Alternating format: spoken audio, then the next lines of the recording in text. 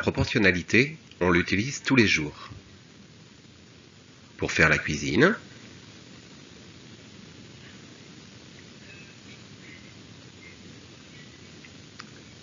pour faire ses courses,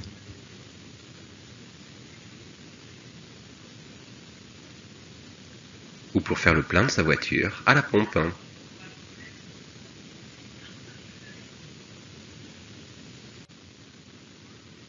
On dit que deux quantités sont proportionnelles quand, si j'augmente la première quantité, l'autre augmente dans la même proportion. Dans une situation de proportionnalité, si 1 kg de tomates coûte 3,50 € et que je veux connaître le prix de 2 kg de tomates, la quantité de tomates a été multipliée par 2, le prix est multiplié par 2. 3,50 € fois 2, 7 €. Il existe plusieurs façons de résoudre ces situations de proportionnalité. Une recette de pizza pour 4 personnes demande 6 tomates. J'ai besoin de faire cette pizza pour 2 personnes. De combien de tomates vais-je avoir besoin? Et pour 6 personnes, de combien de tomates vais-je avoir besoin? On peut utiliser un tableau de proportionnalité. Sur la ligne du haut, on va inscrire le nombre de personnes. Sur celle du bas, le nombre de tomates. Pour 4 personnes, il faut 6 tomates. Je vais d'abord chercher pour une personne. Le nombre d'invités est divisé par 4. Le nombre de tomates est divisé par 4. 6 divisé par 4, 1,5. On passe de la ligne du haut à la ligne du bas en multipliant par 1,5. On cherche maintenant pour 2 personnes. 2 fois 1,5, 3 tomates.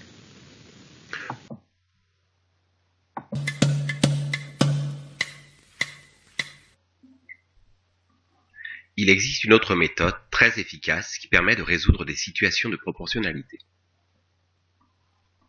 On peut reprendre la recette de la pizza pour 4 personnes. On a une pizza, 4 personnes, et il faut 6 tomates. Reprenons le tableau. En haut, on inscrit le nombre de personnes, en bas, le nombre de tomates.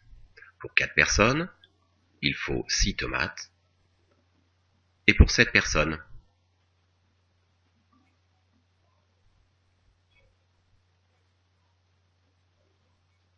on a 1, 2, 3 nombres.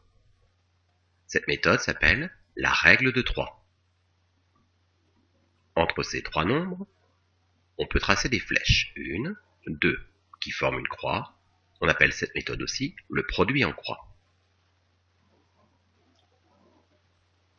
On va commencer avec la première flèche. Je multiplie 6 fois 7. J'obtiens 42. La deuxième flèche est une division. 42 divisé par 4, 10,5. Il faut 10,5 tomates. S'intéresser à la proportionnalité dans un graphique. Sur un exemple simple, chez un fleuriste, une tulipe coûte 50 centimes d'euros. Complétons le tableau suivant. Si une tulipe coûte 50 centimes d'euros, il est évident que pour connaître le prix de 2 tulipes, 3 tulipes, 5 tulipes et 8 tulipes, il va suffire de multiplier par 0,50. Donc 2 tulipes vont coûter 1 euro, 3 tulipes vont coûter 1,50 €, 5 tulipes vont coûter 2,50 € et 8 tulipes vont coûter 4 euros. On va maintenant représenter cette situation dans un graphique.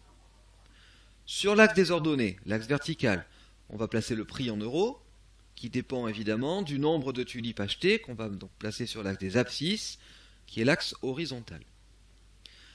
Il est évident que si on achète 0 tulipes, on va rien payer, donc 0 euros. Donc on va pouvoir placer le point de coordonnées 0, 0, qui est donc l'origine du repère.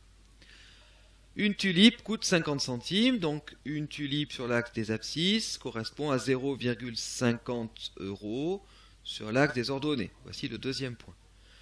Puis on a le point de coordonnées 2, 1, 2 tulipes, 1 euro. Le point de coordonnées 3, 1,5, 3 tulipes, 1,50 €.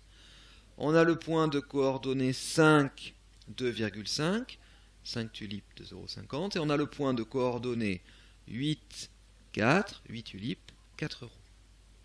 Qu'est-ce qu'on constate? Eh bien, on constate que les points ainsi placés sont tous sur une même droite. Les 6 points sont sur une même droite. On va être même plus précis, ils sont sur une même droite, donc on peut dire qu'ils sont alignés, et ils sont alignés avec l'origine du repère, d'où la propriété suivante. La proportionnalité est représentée sur un graphique par des points alignés avec l'origine du repère.